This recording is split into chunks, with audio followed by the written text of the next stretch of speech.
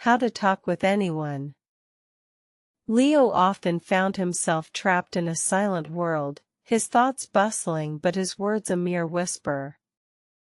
Every single day presented a new struggle, a fresh opportunity to feel the sting of misunderstanding. He constantly made mistakes, stumbling over sentences, his attempts at conversation often ending abruptly, leaving him feeling frustrated and isolated. This persistent barrier truly weighed heavily on his spirit. He yearned to connect, to articulate his ideas clearly, especially in English, a language that felt like an insurmountable mountain. The desire to learn English wasn't just about grammar or vocabulary, it was about unlocking a part of himself, a voice he knew was there but couldn't quite access. He realized this pervasive shyness was holding him back significantly. Taking the first step for talking felt like leaping into an abyss. His heart pounded whenever an interaction seemed imminent. He knew he had to start somewhere, perhaps with simple greetings or brief comments about the weather, rather than waiting for perfect conditions. It was a daunting prospect, but the yearning for connection pushed him forward. Then came a crucial realization: why you must listen. He noticed how truly effective communicators weren't just great talkers, but exceptional listeners. They absorbed, processed, and responded thoughtfully, rather than merely waiting for their turn to speak. This deep engagement with others' words provided invaluable insights into natural language patterns and fluency. He started consciously practicing listening, not just to conversations around him, but to podcasts, movies, and English songs. He tried to grasp not only the words but also the tone, the implied meanings, and the cultural nuances. This active listening proved to be an incredibly potent tool for improving his comprehension and building confidence gradually. One quiet evening, a friend suggested he try to learn English through stories. Initially skeptical, Leo picked up a simple novella. To his surprise, the narrative pulled him in, making the learning process less like a chore and more like an adventure. Each page turned was a small victory, a new word or phrase naturally absorbed. The magic of stories lay in their context. Unlike disjointed vocabulary lists, words within a narrative made sense. Their meanings became clearer through the plot and characters' interactions. He began to see that stories provided a natural, immersive environment for language acquisition, connecting grammar rules to real-life applications seamlessly. This profound discovery illuminated why reading is important. Beyond just vocabulary, reading exposed him to diverse sentence structures, idiomatic expressions, and cultural insights. It silently built his intuitive understanding of the language's rhythm and flow, something textbooks often struggled to convey adequately. His confidence quietly began to blossom. He diversified his reading materials, venturing into short articles, blogs, and even simple news reports. Each new piece of text reinforced his growing understanding and expanded his mental library of English expressions. The more he read, the less intimidating the language seemed, transforming his entire perception of learning. Armed with newfound confidence from reading and listening, Leo decided it was time to apply his knowledge. His initial attempts were still clunky, filled with pauses and self-corrections. Yet, the fear had lessened, replaced by a quiet determination to keep trying, even when the conversations felt awkward or challenging. His friend Sarah became his first practice partner. They started with simple daily conversations, focusing on how to talk to people in pairs. This one-on-one setting felt less overwhelming than a group, allowing for immediate feedback and a safe space to make mistakes without feeling judged. It was a crucial stepping stone for him. They'd often choose a topic beforehand, perhaps their favorite books or recent movies, and then discuss it for 20 minutes. Sarah patiently corrected his pronunciation and word choice, always encouraging him to express himself fully. This structured practice significantly boosted his speaking fluency and reduced his hesitation over time. The regularity of their paired conversations slowly eroded his speaking anxiety. He started noticing he wasn't always translating in his head. Sometimes, English words just emerged naturally. This was a monumental breakthrough, indicating that the language was truly beginning to internalize, making communication less of a mental chore. Once comfortable talking in pairs, Leo began cautiously expanding his conversational circles. He joined a small online English-speaking group, where the stakes felt slightly higher but still manageable. It was an excellent environment for applying the principles he'd learned, pushing him gently beyond his comfort zone. The transition to how to talk with anyone felt less daunting than he'd imagined, thanks to his earlier groundwork. He realized the core principles remained the same: listen actively, ask open-ended questions, and show genuine interest. Confidence, he discovered, wasn't about being perfect, but about being willing to engage. He still faced moments of awkwardness, where his mind would draw a blank or he'd mispronounce a word. But now, instead of retreating, he learned to laugh at his errors or simply ask for clarification.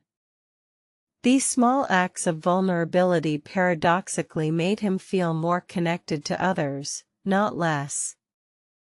He also learned the immense power of small talk. Initiating conversations about everyday topics like the weather, recent events, or shared interests became easier. These brief exchanges, though seemingly trivial, served as crucial warm-ups, building rapport and paving the way for deeper, more meaningful discussions later on. The phrase "why I always make mistakes" used to plague his thoughts. Now, he viewed mistakes as inevitable parts of the learning process, not failures. Each error was a data point, an opportunity to understand where his knowledge gaps lay and how he could refine his expression. This shift in mindset was transformative for him. He realized that native speakers also made mistakes, hesitated, or used filler words. This understanding liberated him from the burden of perfection. His goal became clear communication, not flawless articulation, allowing him to speak more freely and spontaneously, enjoying the process immensely. Leo concluded that there isn't one single best way to learn English. Instead, it's a synergistic combination of various approaches: consistent reading, active listening, deliberate speaking practice, especially in pairs, and a resilient mindset towards errors. Each element reinforced the others, creating a powerful learning loop. He understood that what worked for one person might not perfectly suit another, but the underlying principles of immersion and consistent practice were universal. His journey was uniquely his own, tailored to his pace and preferences, making the learning process sustainable and genuinely enjoyable, rather than burdensome. "Let me tell you talking tips," he'd now confidently advise others. His first tip was always to embrace the no perfect rule. Don't wait for perfection, start talking immediately, even if it's just a few simple words. Action, not endless preparation, sparks real progress and builds momentum effectively. Begin with low-stakes conversations. Talk to a cashier, ask for directions, or comment on a shared experience with a stranger. These brief interactions are excellent practice grounds, building your confidence without the pressure of a prolonged discussion. Every single word spoken helps to build fluency. Secondly, practice active listening. Pay genuine attention to what the other person is saying, not just planning your next sentence. Ask follow-up questions to show engagement and clarify understanding. This not only makes you a better conversationalist but also helps you internalize natural language patterns efficiently. Use open-ended questions that encourage more than a yes or no answer. Instead of "Did you have a good day?" try "What was the most interesting part of your day?" This invites detailed responses and keeps the conversation flowing naturally, providing more opportunities for interaction. Observe how fluent speakers articulate their thoughts, their intonation, and their body language. Try to imitate phrases or expressions you find useful and natural. This mimicry, initially conscious, eventually becomes an unconscious part of your own speaking style, enhancing your natural flow considerably. Keep a mental list of a few simple conversation starters related to general topics like hobbies, travel, or current events. Having these ready reduces the initial anxiety of what to say and allows you to smoothly initiate discussions, making the first few seconds less daunting for everyone involved. Don't be afraid of brief silences. Not every second needs to be filled with chatter. A comfortable pause can allow both parties to think, or it can be a natural transition point in the conversation. Rushing to fill every gap can often lead to awkwardness. Remember that the primary goal of conversation is connection and understanding, not perfect grammar or pronunciation. Focus on conveying your message clearly and empathetically. People appreciate sincerity far more than linguistic flawlessness, which builds rapport effortlessly. Consistency is key. Whether it's daily 5-minute chats or weekly long discussions, regular practice builds momentum. The more you speak, the more comfortable and confident you become, solidifying your progress and reinforcing learned patterns effectively. If possible, ask a trusted friend or language partner for constructive feedback. A gentle correction on pronunciation or word choice can be incredibly helpful for identifying specific areas for improvement. This targeted feedback accelerates the learning curve significantly. Incorporate personal anecdotes or relevant stories into your conversations. People naturally connect with narratives, and sharing your experiences makes you more relatable and engaging. It also provides a natural framework for expressing complex ideas more simply. Pay attention to your body language. Maintain eye contact, where culturally appropriate, smile, and use gestures to convey openness and engagement. Nonverbal cues significantly impact how your words are received, enhancing your communication effectiveness without uttering a single word.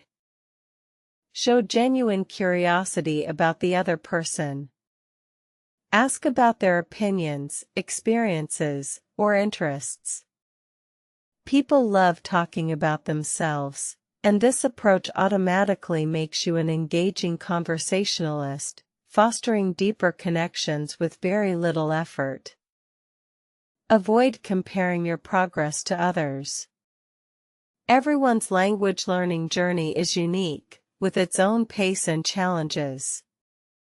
Focus on your own growth and celebrate small victories along the way, maintaining a positive mindset about your individual progress. Practicing reading aloud helps bridge the gap between reading comprehension and speaking fluency. It trains your mouth and brain to produce English sounds and rhythms more naturally, improving your pronunciation and overall speaking flow significantly. Record your conversations or practice sessions. Listening back to yourself can highlight areas where you hesitate, mispronounce words, or use repetitive phrases. It's a powerful self-assessment tool for identifying and correcting recurring issues. Memorize and practice common conversational phrases and idioms. These ready-made expressions make your speech sound more natural and fluent, allowing you to participate in everyday conversations without having to construct every sentence from scratch. Always try to find common ground with the person you're talking to. Shared interests or experiences provide excellent starting points for discussion and help establish a natural rapport, making the conversation flow more easily and enjoyably. Learning a language and overcoming communication apprehension takes time and consistent effort. Be patient with your progress, celebrating small victories and understanding that setbacks are a normal part of the process. Persistence is truly paramount. Seek out English conversation clubs or social groups. These environments provide a structured yet informal setting for practicing your speaking skills with various people, exposing you to different accents and conversational styles, which is highly beneficial. Don't hesitate to use gestures, drawings, or even your phone to show pictures if words fail you. Visual aids can bridge communication gaps and help convey your message effectively, especially when explaining complex ideas or describing objects.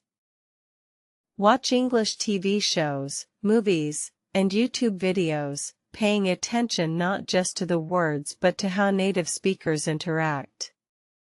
Mimic their intonation and expressions to sound more natural and confident in your own conversations with others. Before entering a situation where you might need to speak English, mentally prepare a few topics you could comfortably discuss. This proactive approach reduces anxiety and ensures you have something to contribute to the conversation initially. Acknowledge and celebrate every small step forward, whether it's successfully initiating a conversation or understanding a complex sentence. Positive reinforcement keeps motivation high and reinforces the idea that you are making tangible progress. Reiterate the comfort with silence point. Sometimes, the best way to encourage someone else to talk is to simply listen and allow them space to speak, rather than feeling obligated to fill every conversational void immediately. Before a conversation, take a moment to visualize yourself speaking confidently and clearly. This mental rehearsal can significantly reduce anxiety and prime your brain for successful communication, boosting your overall self-assurance. Leo's daily days struggle transformed into daily opportunities for growth. The constant feeling of making mistakes gradually diminished, replaced by a sense of accomplishment. He was no longer just learning English, he was truly living it, applying every tip diligently. His newfound ability to talk with anyone, coupled with his improving English, opened up new social and professional doors.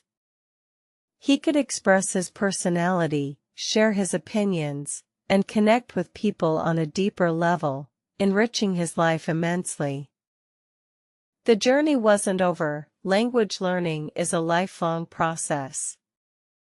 But Leo now possessed the tools, the mindset, and the confidence to navigate any conversational situation. He was no longer defined by his shyness or his fear of errors, standing taller. He often reflected on how starting with stories, embracing listening, and taking those terrifying first steps had fundamentally changed his world. It was a testament to the idea that perseverance, combined with effective strategies, yields profound results for everyone. Words, once his enemies, had become his allies. He saw how communication, even in its imperfect form, was the bridge to understanding and connection. His journey demonstrated that the best way to learn English is truly by doing, by speaking. He now shared his story, eager to help others facing similar challenges. He emphasized the importance of self-compassion and persistence, urging everyone to embrace the learning process, complete with its inevitable stumbles and triumphs. The core message was simple: don't wait for perfection. Take that first step, listen intently, read widely, practice often, especially in pairs, and view mistakes as invaluable lessons. This holistic approach makes learning enjoyable and effective. His confidence wasn't born overnight but built brick by brick, word by word, conversation by conversation. Each interaction, no matter how small, contributed to the edifice of his improved communication skills, making him genuinely proud of his progress. Looking ahead, Leo felt excited, not apprehensive, about future conversations. The world felt more accessible, more welcoming.